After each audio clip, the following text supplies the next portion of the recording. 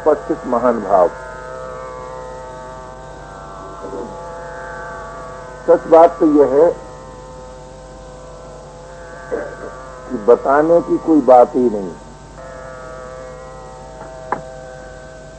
कारण कि प्रत्येक साधक में साधन विद्यमान है। अपने बनाए हुए असाधन ने उस विद्यमान साधन को ढक दिया है। जिस समय साधन की लालसा जागृत होती है, उसी समय अपना बनाया हुआ असाधन हट जाता है और उसके हटते ही साधक और साधन में अभिन्नता हो जाती है। पर हमसे एक बड़ी भूल ये होती है कि अपने संबंध में अथवा दूसरों के संबंध में भूतकाल का निर्णय देकर अपने को अथवा दूसरों को बुरा समझने लगते हैं। वो भी सर्वांश में नहीं। यदि सर्वांश में किसी ने अपने को बुरा समझा होता तो उसे और कोई बुरा नहीं दिखाई देता। पर आज हमारी दशा यह है कि अपने को भी बुरा समझते हैं और दूसरों को भी बुरा समझते हैं। तो ये बात इस बात को सिद्ध करती है कि हम सर्वांश में अपने को भी बुरा नहीं मानते और सर्वांश में दूसरे को भी बुरा नहीं मानते, किंतु आंशिक बुराई के आधार पर ये मान बैठते हैं कि दूसरे लोग अच्छे नहीं हैं, हम अच्छे नहीं हैं। उसका बड़ा ही भयंकर परिणाम होता है। क्या होता है? ये होता है कि जब आप स्वयं ही अपने को अच्छा नहीं मानते अथवा दूसरे को अच्छा नहीं मानते, तो भला सोचो तो सही, आप अच्छे कैसे हो सकते हैं? आप कहेंगे हम अच्छे होंगे जब अच्छा काम करेंगे।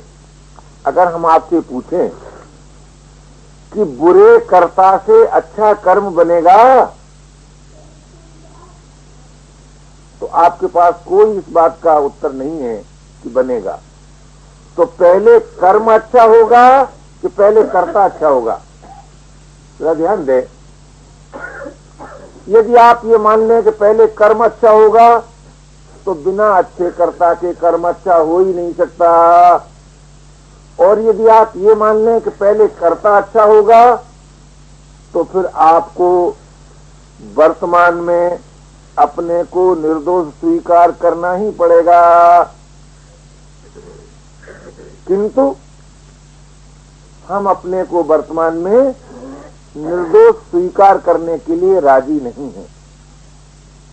अगर आप राजी नहीं हैं, तो फिर जीवन में निर्दोषता की अभिव्यक्ति हो ये संभव नहीं है। आप कहेंगे तो क्या हम अपने में दोषों को देखते हुए अपने को धोखा दें जो निर्दोष मान लें? अगर हम आपसे पूछें कि आप ईमानदारी से बताइए,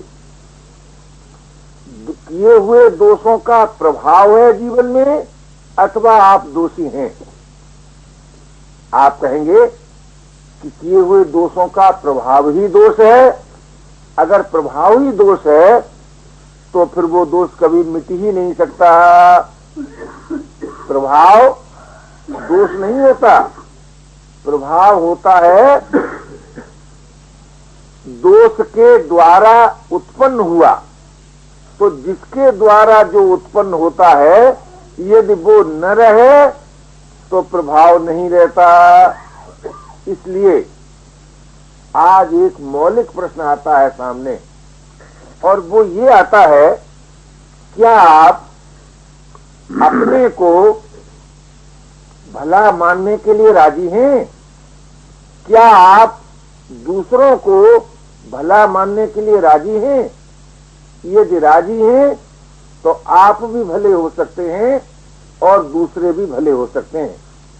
आप कहेंगे कि न तो हम अपने को भला मानने के लिए राजी हैं और न हम दूसरों को भला मानने के लिए राजी हैं, तो सच मानिए न आप भले हो सकते हैं और न आपके द्वारा दूसरे भले हो सकते हैं। इसलिए यदि आप सचमुच साधन निष्ठ होना चाहते हैं और साध्य के अगाध अनंत प्रेम को प्राप्त करना चाहते हैं, तो ये बात स्वीकार ही करनी पड़ेगी कि वर्तमान मानव मात्र का सर्वथा निर्दोष है। वर्तमान क्यों निर्दोष है? कि भाई जरा सोचो तो सही। क्या सोचो? ये सोचो कि दोष की उत्पत्ति होती है कि दोष की सत्ता है। ये मौलिक प्रश्न है। हमारे और आपके जीवन में दोषों की उत्पत्ति होती है कि दोष की स्वतंत्र सत्ता है। यदि दोष की स्वतंत्र सत्ता है तो उसका नाम दोष है ही नहीं। क्यों? स्वतंत्र सत्ता जिसकी होती है उसमें कोई दोष नहीं होता। अगर आप ये कहें कि दोष की उत्पत्ति होती है तो एक बात तो बताइए, कोई ऐसी उत्पत्ति आप बताइए कि जिसका विनाश अपने आप न हो। कोई नहीं बता सकते आप। कोई उत्पत्ति ऐसी होती ही नहीं कि जिसका विनाश न हो। तो भाई यदि दोष की उत्पत्ति हुई तो उसका विनाश उसी काल से आरंभ होता है जिस काल से दोष उत्पन्न होता है। इसलिए भूतकाल के दोष के आधार पर हम और आप दोषी नहीं हो सकते। हाँ, एक बात अवश्य है कि दोष जनित सुख का जो प्रलोभन है, उस प्रलोभन की भूमि में पुनः दोष की उत्पत्ति होती है। तो प्रश्न क्या रहा? कि प्रश्न ये रहा, क्या आज आपको इस बात पर निर्णय करना है कि अब हम दोष जनित सुख का भोग नहीं करेंगे? इतनी सी बात। अगर आप इस बात के लिए राजी हैं तो निस्संदेह आप परम निर्दोष हैं। और अगर आप ये सोचते हैं कि दोष जनित सुख का प्रलोभन तो हम त्याग ही नहीं सकते, उसे तो हम सुरक्षित रखेंगे ही, तब भी आप सर्वांश में दोषी नहीं हो सकते, सभी के लिए दोषी नहीं हो सकते, सर्वदा के लिए दोषी नहीं हो सकते। तब तक जीवन में दोषों की उत्पत्ति होती रहेगी। और इतनी सी बात है। तो भाई अब इन दो बातों में से एक बात आपको निर्णय करना है कि आप वो जीवन पसंद करेंगे कि जिसमें दोषों की उत्पत्ति होती रहे, अथवा वो जीवन पसंद करेंगे कि जहां निर्दोषता की अभिव्यक्ति रहे। इन दो में से किसी एक प्रकार के जीवन को स्वीकार करना ही पड़ेगा। आप विचार करें, आज हमारी दशा क्या है? या तो अपने को बुरा समझते हैं या दूसरे को बुरा समझते हैं। और जब कोई और बुरा समझने के लिए नहीं मिलता तो आज का साधक कहता है मन बहुत खराब है, ठीक, बुद्धि ठीक नहीं रही, शरीर ठीक नहीं है, साथी अच्छे नहीं है, परिस्थिति अनुकूल नहीं है, गुरु महाराज ने आशीर्वाद नहीं दिया, प्रभु ने कृपा नहीं की। बारे निर्णय, सबके कर्तव्य का यथेष्ट ज्ञान, सबकी भूल का यथेष्ट ज्ञान, और हमसे कभी भूल हुई है, हम कभी भूल कर सकते हैं, इस बात पर कोई चर्चा नहीं। जरा ध्यान तो दीजिए, हमें दूसरा बुरा कब मालूम होता है? जब वो हमारे मन की बात पूरी नहीं करता। और हमें दूसरा अच्छा कब मालूम होता है कि जब वो हमारे मन की बात पूरी करता है। आप जरा कृपा सिंधु ये तो बताइए, क्या आपके मन में जो बात उत्पन्न होती है वो ऐसी होती है जो बुरी नहीं है? जरा ध्यान तो दीजिए। अगर आप ये कहते हैं कि हमारे मन में कोई बुरी बात उत्पन्न ही नहीं होती, तब तो कोई संसार में ऐसा हो ही नहीं सकता जो तुम्हारे मन की बात पूरी न करे। कोई नहीं हो सकता। और अगर आप ये कहते हैं कि हमारे मन में बुरी बात उत्पन्न होती है, तो मैं कहता हूं आपका सबसे बड़ा मित्र वही है जिसने आपके मन की बात पूरी नहीं की। क्योंकि बुरी बात में सहयोग देना ये तो आपके लिए हितकर नहीं होता। तो इस तरह से अगर आप सोचें तो भी आपको ये मानना पड़ेगा कि भाई मन की बात पूरी न होने के आधार पर आज हम दूसरों को बुरा समझने लगे हैं। आज का महाजन कहता है मजदूर अच्छा नहीं, आज का मजदूर कहता है महाजन अच्छा नहीं। तो ध्यान दीजिए, राष्ट्र कहता है प्रजा क्या कहती है, दो बंधुओं के बीच में है। तो मैं आपसे पूछता हूं, दूसरा अगर ठीक नहीं है तो आप गलत क्यों होते हैं भाई? आप तो ठीक बने रहिए। आप कहें कि जब तक दूसरा ठीक नहीं होगा हम ठीक हो ही नहीं सकते, तो सच मानिए आप कभी ठीक नहीं हो सकते। क्यों? आपने पहले ही पराधीनता स्वीकार कर ली और इस बात को मान लिया कि जब दूसरे लोग ठीक होंगे तब हम ठीक होंगे। ये मालूम है क्या है? ये प्रतिक्रिया है, ये निर्णय नहीं है, ये वास्तविकता नहीं है कि दूसरों ने हमारा हानि पहुंचा दी।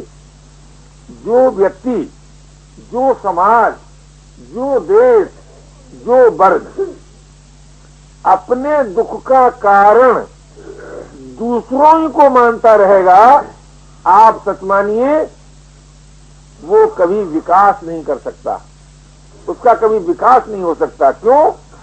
क्योंकि भाई जब आपने दूसरा अपने दुख का कारण मान लिया तो आप तो अपने दुख मिटाने में स्वाधीन नहीं रहे ना। और जिस कार्य में आप स्वाधीन नहीं है उस कार्य में सिद्धि हो ही कैसे सकती है? इसलिए भाई बड़ी ठंडी तबीयत से, धीरज के साथ आपको ये सोचना पड़ेगा, क्या सचमुच हमारे दुख का कारण कोई दूसरा है? यदि हमारे दुख का कारण कोई दूसरा है तो बताओ कौन है? जब आप अपने अस्तित्व को स्वीकार करेंगे तब आपके सामने जगत आएगा, जगत। अथवा श्रद्धा रखते होंगे तो प्रभु आएंगे। इन्हीं बातों को न मानेंगे, अपने से भिन्न या तो जगत को मानेंगे अथवा अपने से भिन्न प्रभु को मानेंगे। जगत को मानेंगे इंद्रिय ज्ञान के आधार पर, प्रभु को मानेंगे श्रद्धा के आधार पर। किंतु विचार तो करो, जगत किसे कहते हैं? जो पर प्रकाश है, जो अपने को अपने आप प्रकाशित नहीं कर सकता। जगत किसे कहते हैं? जिसमें सतत परिवर्तन है। जगत किसे कहते हैं? जिसमें आदर्शन है। जरा ध्यान तो दीजिए, आप पर प्रकाश नहीं है, आप स्वयं अपने को आप प्रकाशित कर रहे हैं। तो जो पर प्रकाश नहीं है, स्वयं प्रकाश है, भला उसको दुख देने में पर प्रकाश समर्थ होगा? ध्यान दीजिए, विचार कीजिए। जो जगत अपने को अपने आप प्रकाशित नहीं कर सकता, जो जगत क्षण मात्र भी एक स्थिति में नहीं रह सकता, वो जगत उसको दुख देने में समर्थ होगा जिसमें कभी परिवर्तन हुआ ही नहीं।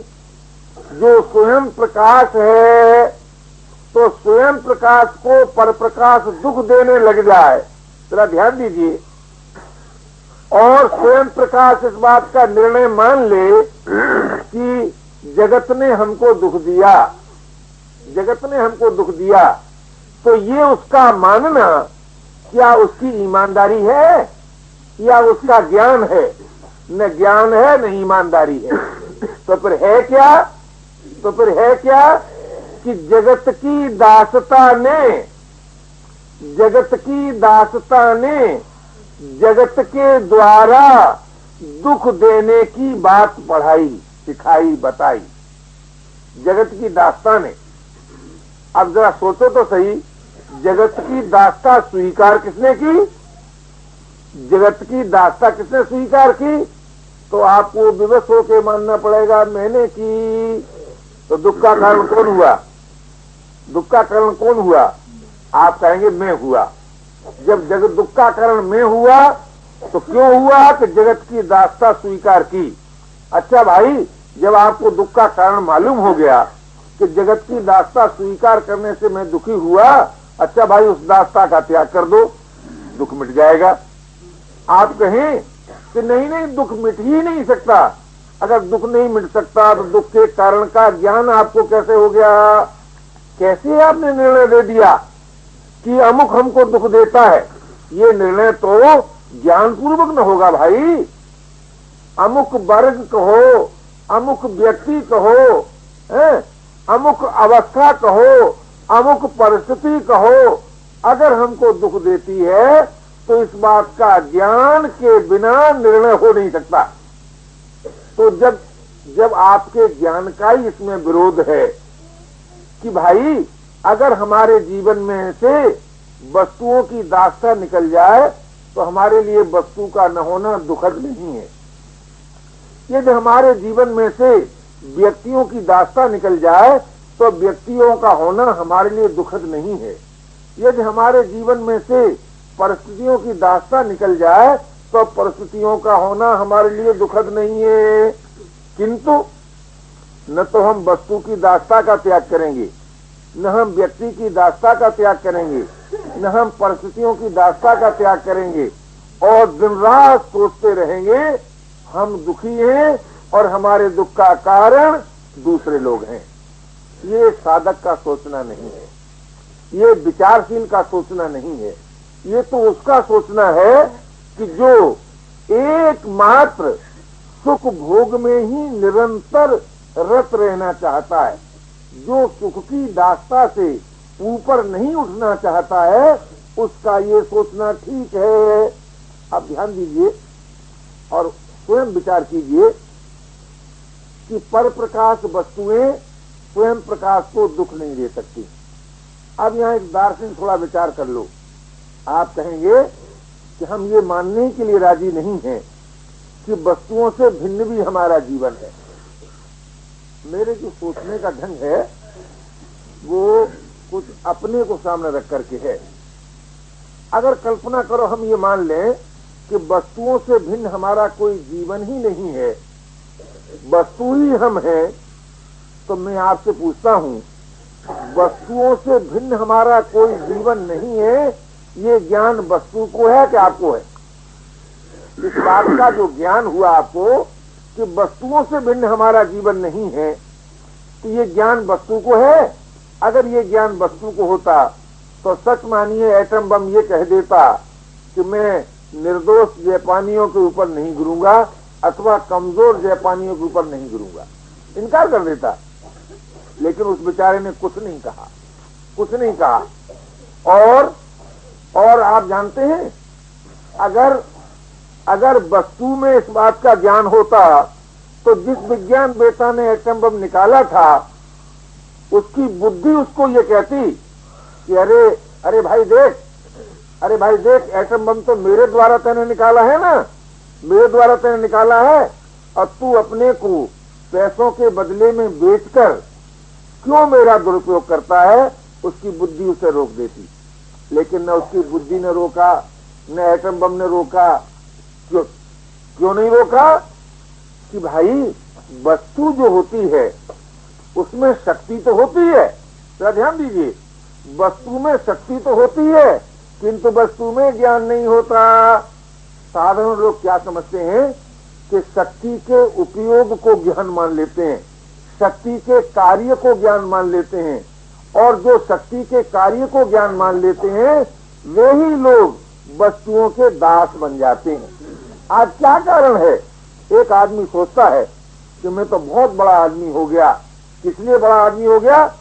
क्योंकि मैं मिल ओनर हूं और मेरे पास बहुत सी संपत्ति है, बहुत सा सामान है। अच्छा भाई, सामान होने से, संपत्ति होने से अगर तुम बड़े आदमी हो गए तो मैं आपसे पूछता हूं कि वो संपत्ति बड़ी आदमी हो गई कि तुम बड़े आदमी हो गए? तुम तो लोभी हो गए, लोभी। ध्यान दीजिए, संपत्ति होने से अगर तुम्हें बड़ापन मालूम होता है तो संपत्ति का बड़ापन व्यक्ति के जीवन में लोभ को जन्म देता है। व्यक्तियों का बड़ापन व्यक्ति के जीवन में मोह को जन्म देता है। परिस्थितियों का बड़ापन व्यक्ति के जीवन में परिच्छिन्नता का जन्म देता है। अब आप सोचें, और हर भाई सोचे कि लोभी को तुम बड़ा आदमी कह सकते हो? लोभ को, मोह को, परिच्छिन्नता को, काम को, इनको आप बड़ा आदमी कह सकते हैं? इनके आधार पर कोई बड़ा हुआ है? जब विचार करेंगे तो आपको इनकार करना पड़ेगा, नहीं कह सकते। तो फिर आपका बड़ापन, आपकी महानता, आपकी विशेषता वस्तु पर निर्भर नहीं है। हाँ, एक बात जरूर है कि अगर आप सचमुच बड़े आदमी हैं तो आपके द्वारा वस्तुओं का सदुपयोग होगा, आपके द्वारा वस्तुओं का उत्पादन होगा, आपके द्वारा व्यक्तियों की सेवा होगी। ये तो हो सकता है। तो यदि आपके जीवन से व्यक्तियों की सेवा होती है, यदि आपके जीवन से वस्तुओं का उत्पादन और उनका सदुपयोग होता है, तो आप बड़े आदमी हुए, कोई वस्तु बड़ी आदमी नहीं हुई। उसी प्रकार यदि आप अपने शरीर का उपयोग कर सकते हैं तो आप बड़े आदमी, अपने प्राणों का उपयोग कर सकते हैं तो आप बड़े आदमी, अपनी इंद्रियों का, बुद्धि का, मन का उपयोग कर सकते हैं तो आप बड़े आदमी। लेकिन शरीर बड़ा आदमी हो जाए, इंद्रियां बड़ी आदमी हो जाएं, प्राण बड़ा आदमी हो जाए, मन और बुद्धि बड़े आदमी हो जाएं, ये बात सही सिद्ध नहीं होती।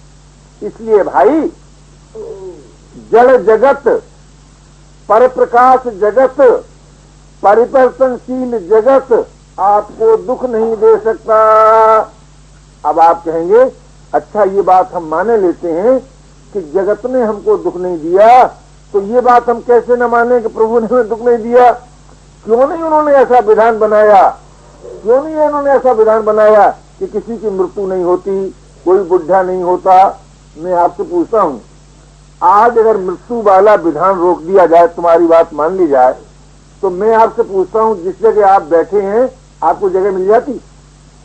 अगर जितने प्राणी हमसे पहले हुए हैं या सृष्टि में आज तक उत्पन्न हुए हैं, अगर वो सब प्राणी आ जाएं, तो महाराज एक दफे की हम आपको घटना सुनाएं। हम नेपाल यात्रा करने जा रहे थे, तो रेलवे ने जो ट्रेन दी वो थी मालगाड़ी का डिब्बा। तो महाराज हम घुस तो गए भीतर, और जो भीड़ का रेला लगा, तो महाराज ये दशा आई कि इससे तो मर जाना बहुत अच्छा है, यात्रा करना अच्छा नहीं। तो निर्बल के बलराम वाली बात उस वक्त याद आएगी महाराज, और वो गाड़ी के बीच का जो कोना होता है उसमें आ गए, उसमें आ गए। और आने से हम तो ये सोचते थे कि भाई कौन सा क्षण होगा रेल से छुटकारा मिले, तो जरा सी भीड़ में ये दशा हो गई। और यदि सभी मरे हुए प्राणी इकट्ठे हो जाए यहाँ, तो क्या दशा होगी? जरा सोचो तो सही, जरा सोचो तो सही अपनी बुद्धि पर। तो भाई ऐसी बात नहीं है। ध्यान देना इस बात में है कि भाई जो विधान है, जो विधान है वो हमसे आपसे अधिक ईमानदार है, हमसे आपसे अधिक हितकर है, उपयोगी है। किंतु आज हमारी दशा ये हो गई कि अपने मन की बात पूरी न होने से, अपनी कामना की अपूर्ति के दुख से क्षोभित हो गए, क्रोधित हो गए, और उस दुख का कारण दूसरे को लगे मानने। तो मैं अभी आपसे निवेदन कर रहा था कि आप कहेंगे कि अच्छा भाई, जगत तो हमको दुख नहीं दे सकता, लेकिन प्रभु ने ऐसा विधान क्यों बनाया जो जीवन में दुख है? बहुत ठीक बात। अगर मैं आपसे पूछूं कि आपके जीवन में से दुख का हिस्सा निकालने देते हैं। कौन सा? कि पानी न पीने से जो दुख होता है वो निकाल दो, और भोजन न मिलने से जो दुख होता है वो निकाल दो। अच्छा, फिर हम आपसे पूछते हैं, पानी पीने के सुख का आप भोग कर सकते हैं? भोजन करने के सुख का आप भोग कर सकते हैं? ये तो किसी ऐसे आदमी से पूछिए जिसके पास भोजन बहुत हो और भूख न लगती हो, कितना वो पश्चाताप करता है, कितना वो दुखी होता है, और वैद्य और डॉक्टरों के पास जाता है कि डॉक्टर साहब कोई ऐसी तरीका बताइए कि किसी तरह भूख ही नहीं लगती है बिल्कुल। अरे भले आदमी, भूख नहीं लगती है तो भूख लगने में तो तकलीफ ही मालूम होती है। अच्छा, तो क्यों परेशान होते हो? बोले नहीं महाराज, बिना खाए रहा ही नहीं जाता, बिना खाए रहा नहीं जाता, भूख लगती नहीं है। अब बड़े दुखी हो गए। तो क्यों दुखी हो गए? कि उन जीवन में से दुख निकल गया। क्या ध्यान दीजिए, जब जीवन में से दुख निकल जाता है मेरे भाई, तब जीवन में सुख के भोग का कोई स्थान ही नहीं रहता, कोई स्थान नहीं रहता। तो ये जो आप सोचते हैं कि हमारे और जीवन में से दुख का अंश बिल्कुल निकाल दिया जाए, तो मैं आपसे पूछता हूं कि दुख का अंश बिल्कुल निकाल देने के बाद क्या आपका जीवन जीवन है? जीवन नहीं रहेगा। क्यों? सुख भोग ही नहीं सकते, और जब सुख भोगते हैं तब बोले दुख भोगना ही पड़ेगा। अब चाहते आप क्या है कि प्रभु ऐसा विधान बनाते कि सुख तो भोगते रहें और दुख न भोगना पड़े। तो मैं आपको एक बात कहना चाहता हूं, ऐसा भी जीवन है, ऐसा भी जीवन है कि जिसमें आपको दुख नहीं भोगना पड़ेगा, दुख नहीं भोगना पड़ेगा। लेकिन उस जीवन के लिए इस समय जो आप सुख भोगते हैं, मैं ये नहीं कहता हूं कि आप उस सुख का त्याग कर दें, लेकिन उस सुख के प्रलोभन का आप त्याग कर सकते हैं क्या? उस दुख के भय का आप त्याग कर सकते हैं क्या? यदि दुख के भय का त्याग कर सकते हैं, यदि सुख के प्रलोभन का त्याग कर सकते हैं, तो इसी जीवन में आपको ऐसा जीवन भी मिल सकता है कि जिसमें दुख की गंध भी नहीं है। किंतु वो जीवन कब मिलेगा? जब आप अपने दुख का कारण किसी और को नहीं मानेंगे, जब आप अपने सुख का हेतु किसी और को नहीं मानेंगे। जब तक आप दूसरों को अपने सुख का हेतु मानेंगे, जब तक आप दूसरों को अपने दुख का हेतु मानेंगे, तब तक वो जीवन नहीं मिलेगा। आप कहेंगे क्यों नहीं मिलेगा? और जो दूसरों को दुख का हेतु मानता है उसमें द्वेष की अग्नि जलने लगती है। तो जहां राग की पराधीनता हो और जहां द्वेष की अग्नि जल रही हो, मां भला जीवन कैसे मिल सकता है? जरा ध्यान दीजिए, वहां वो जीवन कैसे मिल सकता है कि जिसमें दुख की गंध नहीं है। तो भाई, अगर आप कहें हम अपने सुख का कारण किसी और को क्यों न माने, तो वो इसलिए न माने कि कोई और आपके सुख का कारण है नहीं। आप कहेंगे ये बात तो हमारी समझ में नहीं आती। तो क्यों नहीं समझ में आती है? कि जब भूख लगती है और कोई प्यार पूर्वक भोजन देता है तो हमको जरूर सुख मालूम होता है। बहुत ठीक। तो सुख आपको मालूम होने में तीन बातें हुई। एक तो भोजन के देने वाला, भोजन और भूख का लगना, और भोजन की शक्ति, भोजन करने की शक्ति। अब ये जो चीजें आपको मिली सुख के कारण दिखाई दी, तो हम आपसे पूछते हैं कि भोजन की शक्ति का ह्रास होता है कि नहीं? भोज्य वस्तु का विनाश होता है कि नहीं? और जो तुम्हें दूसरा भोजन देता है उसमें देने का अभिमान होता है कि नहीं? आप कहें ये तो सब होता है। तो इन सबके बदले में जो सुख मिलता है वो इतना काफी है कि उसके लिए सारी पराधीनता सही जाए। अगर आपको काफी मालूम होता है तो हम और आप सुख की दास्ता से मुक्त नहीं हो सकते। और अगर आपको ये मालूम होता है कि भाई क्षणिक सुख के लिए बहुत सी पराधीनता सहनी पड़ती है, तो फिर क्या करें? क्या भोजन करना बंद कर दें? ये मतलब नहीं है। तब ये करें कि भोजन से अपना मूल्य बढ़ाएं। मूल्य बढ़ाने का अर्थ क्या है? कि यदि भोजन नहीं मिला है तो भोजन का चिंतन न करें। आप कहें भोजन का चिंतन करते हैं क्या? भूख लगने पर तो भोजन का चिंतन होता है, भाई ऐसी बात नहीं है, ऐसी बात नहीं है। जितना आप फास्टिंग करना चाहते हैं, उपवास करना चाहते हैं, उस दिन तो आपको भोजन का चिंतन नहीं होता। लेकिन क्या उस दिन भूख नहीं लगती? उस दिन भूख लगती है और भोजन का चिंतन नहीं होता। क्यों? आपका निर्णय ये हो जाता है कि हमको भोजन नहीं करना है। तो जब आपका ये निर्णय हो जाएगा कि भोजन से हमारा मूल्य अधिक है, भोजन का मूल्य हमसे कम है, क्यों? क्यों? भोग्य वस्तु का विनाश होगा, भोगने की शक्ति का ह्रास होगा, इसलिए भूख से भी हमारा मूल्य अधिक है और भोजन से भी हमारा मूल्य अधिक है। दिन की बात सुनाए आपको। मैं गंगा किनारे अकेला रहता था, एक संत से बात होने लगी।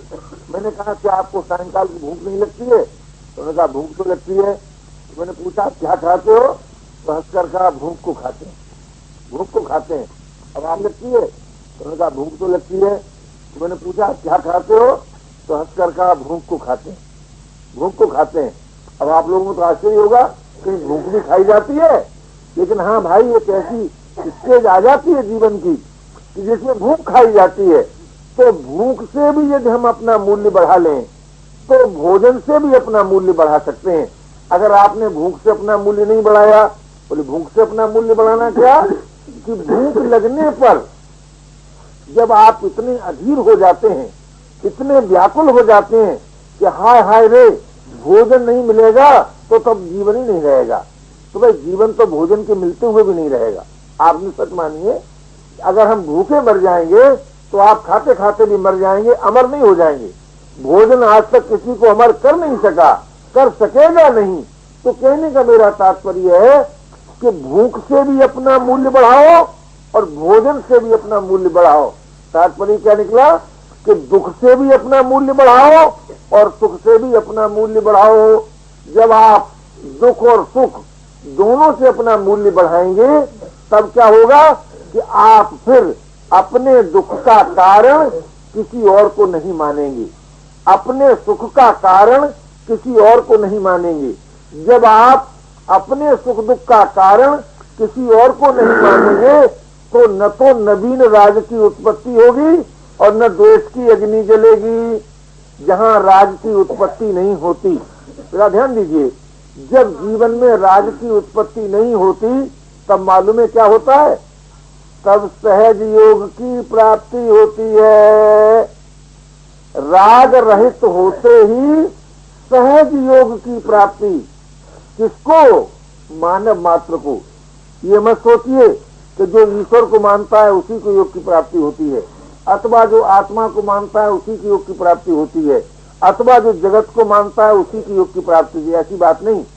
चाहे आप जगत को माने, चाहे आप आत्मा को माने, चाहे आप ईश्वर को माने, ये आपकी अपनी मर्जी की बात है। जगत के मानने से, आत्मा और ईश्वर के मानने से वास्तविकता में कोई अंतर पड़ता हो, ऐसी बात नहीं है। वास्तविकता क्या कि जब आप राग रहित होंगे तब आपको सहज योग की प्राप्ति होगी। कोई कोई साधक ऐसा कहते हैं कि जब हम शांत होना चाहते हैं या शांत जब हम बैठते हैं तब हमारे चित्त में ऐसे ऐसे स्फुरण होते हैं, ऐसे ऐसे स्फुरण होते हैं कि जो हमको अच्छे नहीं लगते। बात ठीक, बिल्कुल ठीक बात है। ऐसे स्फुरण हो सकते हैं। तो क्यों होते हैं? कि वो जो स्फुरण होते हैं ऐसे ऐसे जो अच्छे आपको नहीं लगते हैं, उसके दो कारण हैं। एक तो आप ये पहले ही से सोच लेते हैं कि हम ये चाहते हैं कि अब चित्त में कोई स्फुरण न हो, ये चाहते हैं। तो जब कोई भी चाह पैदा हो जाती है तब स्फुरण रहित दशा हो ही नहीं सकती। ये बड़ी एक पहेली है।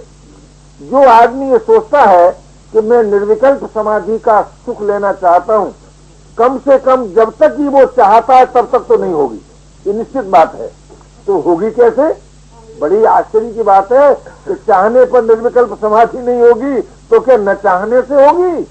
कि भाई देखो, न चाहना जो है वो प्राप्त नहीं किया जाता, वो अपने आप प्राप्त होता है। कब प्राप्त होता है? कि जब आप अपनी वर्तमान की निर्दोषता में अविचल श्रद्धा करते हैं। अविचल श्रद्धा कैसी कि भाई जब आप ये सोच लेते हैं कि भूतकाल हमारा चाहे जैसा रहा हो और भूतकाल चाहे जिसका चाहे जैसा रहा हो, किंतु वर्तमान तो हम सबका परम निर्दोष है, परम निर्दोष है। क्यों निर्दोष है कि भाई हमने आज ये मान लिया है, क्या मान लिया है कि हम अपने सुख का, अपने दुख का कारण किसी दूसरे को नहीं मानेंगे।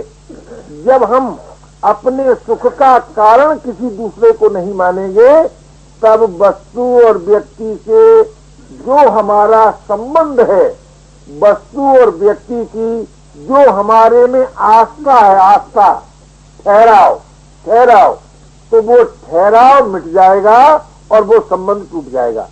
आप कहेंगे बाबा जी आपने तो ऐसी बात बता दी कि जिस प्राण प्यारी के बिना हम रह नहीं सकते, तुम कहते हो संबंध तोड़ दो। जिस प्राण पति के बिना हम रह नहीं सकते, संबंध तोड़ दो। अजी हम नहीं कहते हैं, तुम रोज तोड़ते हो लेकिन बार बार जोड़ते हो। बोले कैसे? हम आपसे पूछते हैं, जिसे तुम अपनी प्राण प्यारी कहते हो, गहरी नींद में क्यों भूल जाते हो भैया? बताओ तो सही। गहरी नींद में तुम्हारी प्राण प्यारी कहाँ रहती है? गहरी नींद में तुम्हारा मिल कहाँ रहता है? गहरी नींद में तुम्हारा पद कहाँ रहता है? गहरी नींद में ईमानदारी और बेईमानी से जोड़ा हुआ धन कहाँ रहता है? बताओ। है वह आपके साथ? है आपके साथ?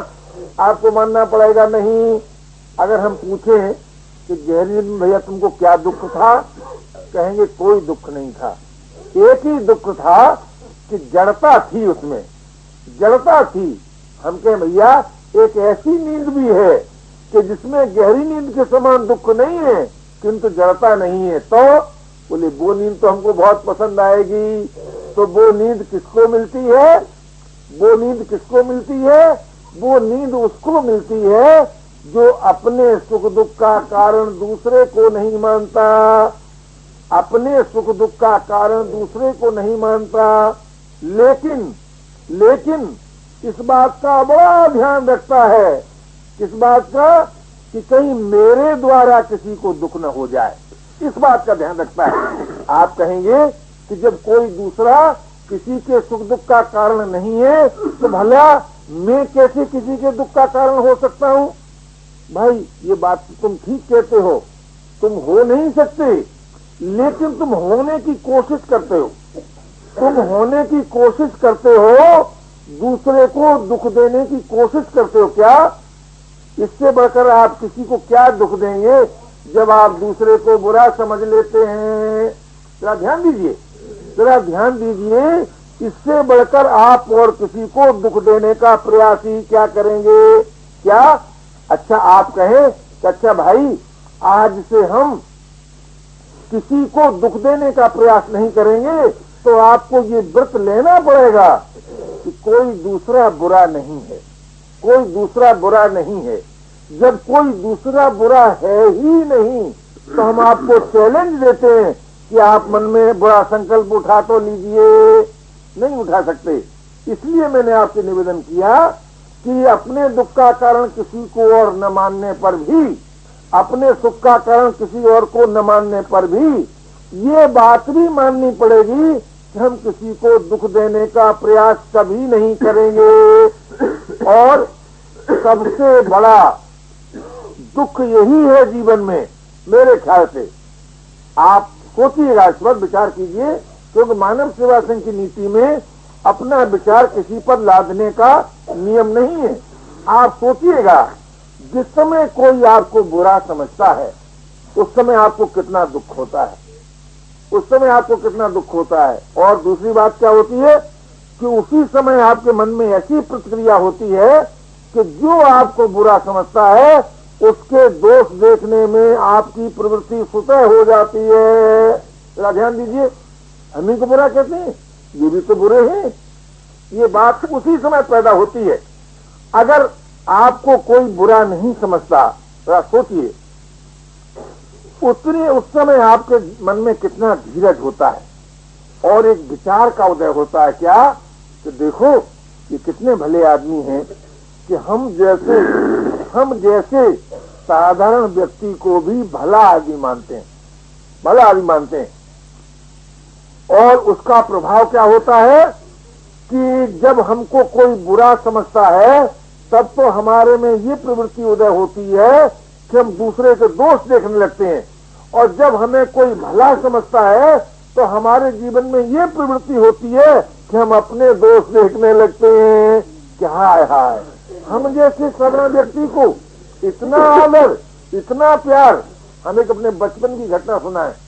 हम बचपन में एक स्थान पर संत महात्माओं के दर्शन करने गए, तो जिन महात्माओं के दर्शन करने गए तो वहां हमको इतना अच्छा व्यवहार किया वहां के लोगों ने कि हम आपको क्या बताएं, आदर भी मिला, प्यार भी मिला और वस्तु भी मिली।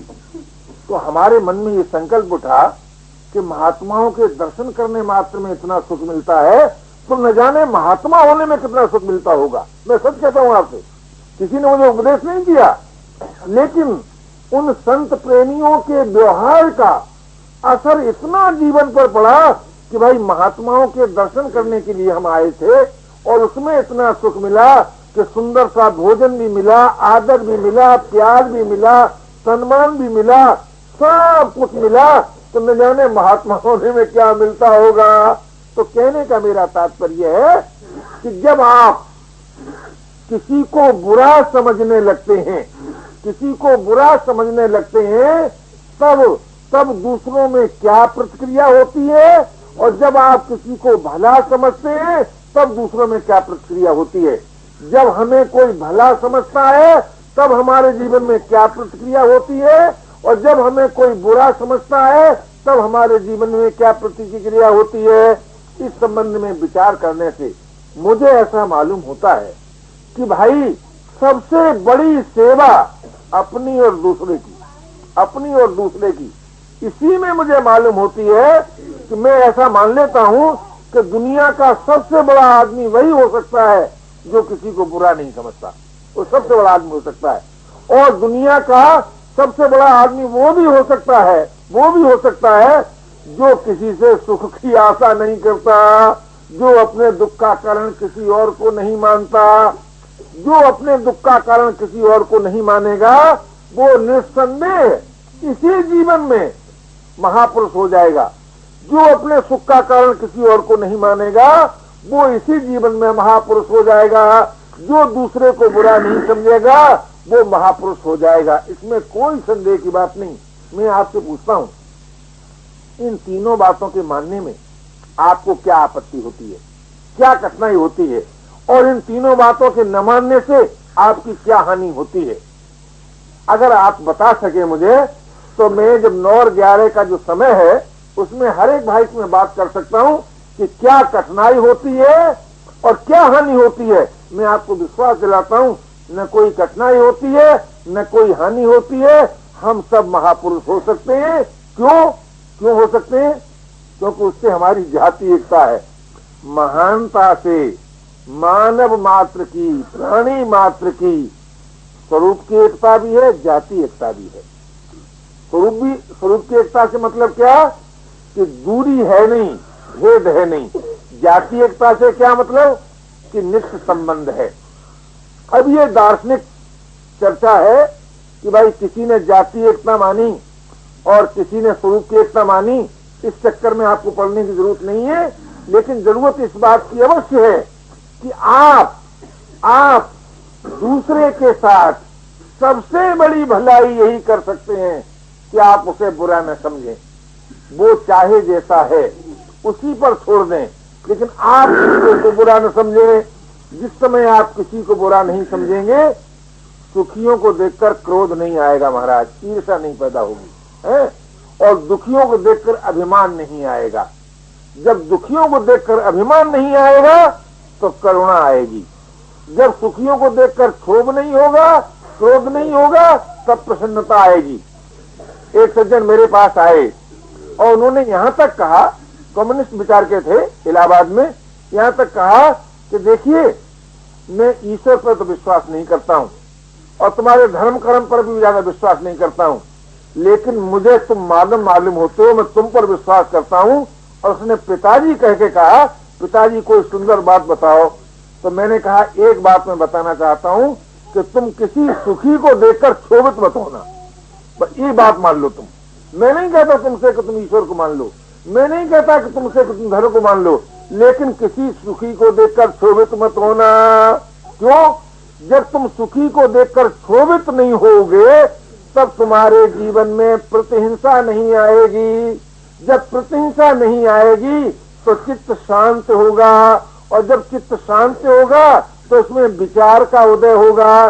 जब विचार का उदय होगा तब अविचार की निवृत्ति होगी, और जब अविचार की निवृत्ति होगी तो वास्तविकता का अनुभव होगा। देखो भाई, साधन का अर्थ ये नहीं है कि आज ईश्वरवादी इस बात की कोशिश करे कि दूसरे लोग ईश्वर को मान लें। साधन का अर्थ ये नहीं है कि आज अध्यात्मवादी ये कोशिश करे कि दूसरे अध्यात्मवाद को मान लें। साधन का अर्थ ये नहीं है कि आज भौतिकवादी ये कोशिश करे कि लोग आत्मा और परमात्मा को न माने। ये साधन का अर्थ नहीं है। साधन का अर्थ क्या है?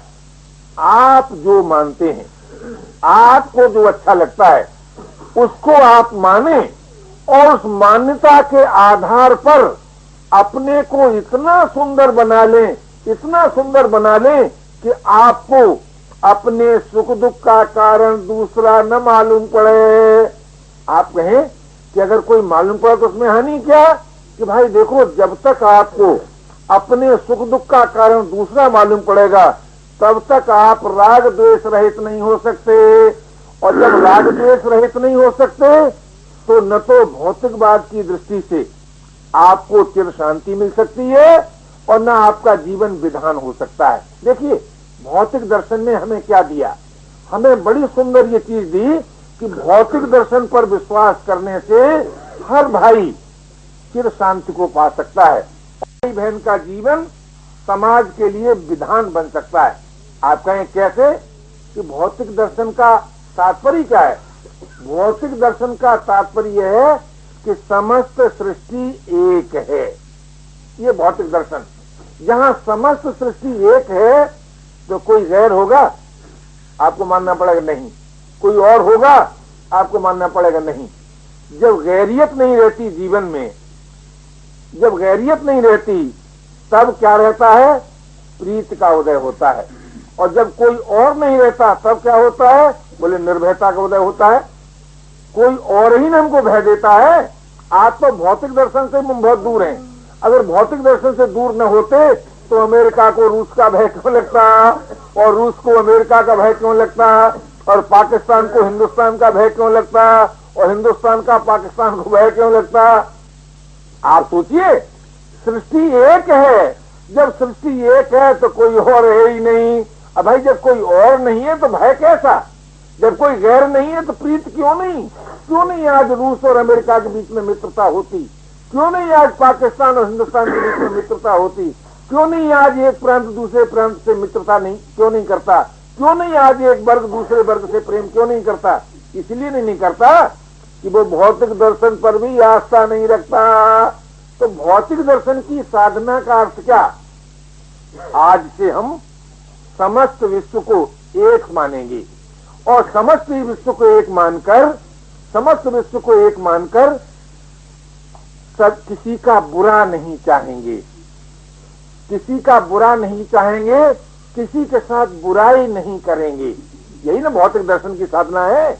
आप विचार कीजिए, हम किसी के साथ बुराई न करें, हम किसी का बुरा न चाहें, हम किसी को बुरा न समझें, ये क्या भौतिक दर्शन की साधना नहीं है? आपको मानना पड़ेगा है। आप कहेंगे कि जो हमारे साथ बुराई करते हैं क्या हम उनका भी बुरा नहीं चाहेंगे? मैं आपसे पूछता हूँ, आपके ही दांत से आपकी जीभ कट जाती है महाराज, आपके ही दांत से आपकी जीभ कट जाती है, तो आप क्यों नहीं जीभ को हुक्म देते कि हाथ आओ, पत्थर लाओ, दांतों को तोड़ो, तोड़ो तोड़ो दांत? आप कहेंगे भला हम कैसे एक मान सकते हैं? बाल तो हमारे उनके रंग में भेद, हमारे उनके कर्म में भेद, हमारे उनकी बोलचाल में भेद। हम कहेंगे किसी के सिर के बाल हों काले और दांत हों सफेद, रंग में भेद है, हटाओ, सिर को अलग काटो, दांत को अलग तोड़ो। कोई कहे नहीं, हमारे उनके कर्म में भेद, हाथ का और कर्म है, पैर का और कर्म है, काट फेंक दो। आंख का और कर्म है, पैर का और कर्म है, निकाल के फेंक दो। सोचो भाई, सोचो भाई, जहाँ आत्मीयता होती है, जहाँ एकता का भाव होता है, माँ कर्म का भेद में कोई भेद नहीं मालूम होता, माँ रंग और रूप के भेद में कोई भेद नहीं मालूम होता, माँ मान्यता के भेद में कोई भेद नहीं मालूम होता।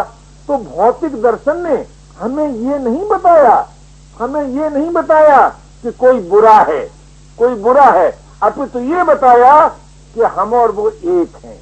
एकता का पाठ पढ़ाया, भिन्नता का पाठ नहीं पढ़ाया, भेद का पाठ नहीं पढ़ाया। जब हम और आप एक हैं तो क्या हम आपके प्यार के अधिकारी नहीं हैं? क्या आप हमारे प्यार के अधिकारी नहीं हैं? क्या हम आपको बुरा समझेंगे? अगर हम आपको बुरा समझेंगे तो अपने को भी तो बुरा समझेंगे। कहने का मेरा तात्पर्य है कि भौतिक दर्शन की साधना क्या है? निर्भयता और प्रीति। और जहाँ निर्भयता होती है वहाँ प्राप्त सामर्थ्य का सदुपयोग होने लगता है, और जहाँ प्रीत होती है वहाँ भेद मिटने लगता है।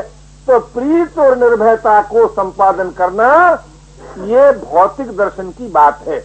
हाँ, ये दूसरी बात है कि निर्भयता का अर्थ हम ये लेंगे, निर्भयता का अर्थ ये हम लेंगे कि भाई हम किसी को भय नहीं दे सकते। जो किसी को भय नहीं देता वही निर्भय रह सकता है, और जो किसी को भी भय देता है वो भयभीत हो जाता है।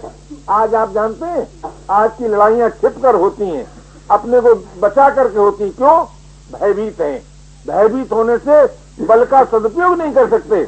हमसे एक मिलिट्री वाले से बात हुई तो हमने कहा कि एक बात बताओ कि जितना लड़ाई का सामान खर्च होता है, हो जाता है, क्या सचमुच उतने लड़ाई के सामान खर्च करने की जरूरत है? बोले नहीं स्वामी जी। अब हमारे यहाँ मिलिट्री में कानून बन गया है कि योग्य सिपाही वो माना जाता है जो कम सामान खर्च कर सके और लड़ सके। तो धीरे धीरे तो आप जानते हैं मनुष्य सत्य की ओर ही चलता है। तो कहने का मेरा तात्पर्य था भाई कि भौतिक दर्शन के आधार पर भी आप किसी को बुरा नहीं समझ सकते, आप किसी को गैर नहीं समझ सकते, आप किसी का बुरा नहीं चाह सकते, आप किसी के साथ बुराई नहीं कर सकते। जरा ध्यान दीजिए, जब हमें किसी के साथ बुराई करना ही नहीं है, जब हम किसी का बुरा चाहेंगे नहीं, तो वर्ग विभाजन कैसा हो, तो देश विभाजन कैसा? जरा ध्यान दो, वर्ग विभाजन कैसा, देश विभाजन कैसा, पार्टी फीलिंग कैसी आ सकती है? बात नहीं आएगी। जब ये नहीं आ सकती तब प्रत्येक व्यक्ति का जीवन इतना सुंदर हो जाएगा कि उस जीवन का लोग अनुसरण करेंगे। इसी का नाम है सुधार और सुधारक। सुधारक उसे नहीं कहते जो समाज में एक विद्रोह पैदा कर दे, सुधारक उसे कहते हैं जो समाज में एकता का जन्म दे। और एकता का जन्म बिना प्रीत के नहीं होता, और प्रीत बिना अपना माने नहीं होती। तो समस्त विश्व को जो अपना मान लेता है वो है भौतिकवादी, और उस भौतिकवादी के जीवन में प्रीति की गंगा लहराती है, निर्भयता की गंगा लहराती है, और सुख दुख की दास्ता से मुक्त होता है। क्यों? आप कहें सारे विश्व को अपना मानकर आप एक क्षण नहीं रह सकते दुखी होकर, सुखी होकर। अच्छा भाई, सारे विश्व को अपना मान लो, लाखों नौजवान इस वक्त मर रहे होंगे बैठ कर, रो हिम्मत किसी में? ये जो आप सुख दुख का जो भोग करते हैं, सुख दुख का भोग करते हैं एक अपनी नई दुनिया बनाकर। अगर आप अपनी नई दुनिया नहीं बनाते तो ना आप सुख का भोग कर सकते हैं ना दुख का भोग कर सकते हैं, क्योंकि इतना सुख है कि आप दब जाएंगे, और इतना दुख है कि आपका पता भी नहीं चलेगा। इसलिए भाई, जब हम सारे विश्व को अपना मान लेते हैं तब सुख दुख का भोग नहीं करते, तो करते क्या है कि सुख दुख का उपयोग करते हैं। आज हम भौतिक दर्शन से भी बहुत नीचे गिर गए, बहुत नीचे गिर गए। तो जब भौतिक दर्शन से ही बहुत नीचे गिर गए तो अध्यात्म दर्शन और आस्तिक दर्शन की तो भैया आरंभ ही नहीं होता। तो मेरा निवेदन ये था कि समस्त विश्व के साथ एकता स्वीकार करना मानव मात्र का पहला साधन है, पहला साधन है। और जब हम समस्त विश्व को एक को अपना मान लेते हैं या अपने से अभिन्न मान लेते हैं, तब क्या होता है कि सुख और दुख के भोग की सामर्थ्य ही नहीं रहती। न तो सारे विश्व का हम सुख भोग सकते हैं, न सारे विश्व का हम दुख भोग सकते हैं। जहाँ सुख दुख भोग की सामर्थ्य नहीं रहती, माँ सुख का उपयोग होने लगता है, दुख का उपयोग होने लगता है। बोले दुख का उपयोग किसमें होता है? विरक्ति में। सुख का उपयोग किसमें होता है? उदारता में। तो वो जो उदारता और विरक्ति है वो क्या करती है कि हमें भौतिक दर्शन से अध्यात्म दर्शन में प्रवेश कराती है। उदारता और विरक्ति, आप कहेंगे उदारता और विरक्ति कैसे प्रवेश करा देती है? कि उदारता जो है उसमें सुख भोग की रुचि का नाश हो जाता है, और विरक्ति जो है बोले उसमें उससे दुख का भय नाश हो जाता है। तो जहाँ दुख का भय नाश हुआ और जहाँ सुख भोग की रुचि का नाश हुआ, वहाँ अपने आप सुख दुख से अतीत के जीवन की प्राप्ति होती है। तो सुख दुख के उपयोग का नाम भौतिकवाद और सुख दुख से अतीत के जीवन का नाम अध्यात्मवाद। वही जहाँ सुख दुख से अतीत के जीवन की प्राप्ति होती है, फिर बोले वहाँ जहाँ सुख दुख से अतीत के जीवन की प्राप्ति है, वहीं परम प्रेम की अभिव्यक्ति भी है। तो वो जो परम प्रेम की अभिव्यक्ति है वो है आस्तिक दर्शन। कहने का मेरा तात्पर्य था कि ये आपका मानव जीवन इतना सुंदर जीवन है कि भौतिक दर्शन की दृष्टि से भी, आध्यात्मिक दर्शन की दृष्टि से भी, आस्तिक दर्शन की दृष्टि से भी आप इतने सुंदर हो सकते हैं कि आपकी आवश्यकता सभी को है और आपकी अपनी कोई आवश्यकता नहीं। जिसकी अपनी कोई आवश्यकता नहीं रहती वही मुक्त है, और जिसकी सभी को आवश्यकता रहती है वही भक्त है। तो आप भक्त भी हो सकते हैं, मुक्त भी हो सकते हैं, और इसी जीवन में हो सकते हैं अथवा अभी हो सकते हैं। तो मेरे अभी कहने से लोग भयभीत हो जाते हैं, लेकिन वास्तव में बात सच्ची है। आप इसी क्षण से 3 बातें स्वीकार कर लीजिए। हम किसी को बुरा नहीं समझेंगे, पहली बात। हमारे दुख का कारण कोई और नहीं, दूसरी बात। और हमारे सुख का कारण कोई और नहीं, तीसरी बात। जब आप किसी को बुरा नहीं समझेंगे तब सर्व आत्म भाव की अभिव्यक्ति होगी। जब आप अपने दुख का कारण किसी और को नहीं मानेंगे, प्रेम की अभिव्यक्ति होगी। और जब आप सुख का कारण किसी और को नहीं मानेंगे, स्वाधीनता की अभिव्यक्ति होगी।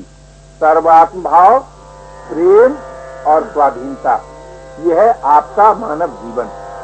जहाँ स्वाधीनता है वहीं मुक्ति है, जहाँ सर्वात्म भाव है वहीं एकता है, और जहाँ प्रेम है वहीं अगाध अनंत रस है। इसलिए भाई इस जीवन में हम सबको मानवता प्राप्त हो सकती है जिसमें पूर्णता निहित है।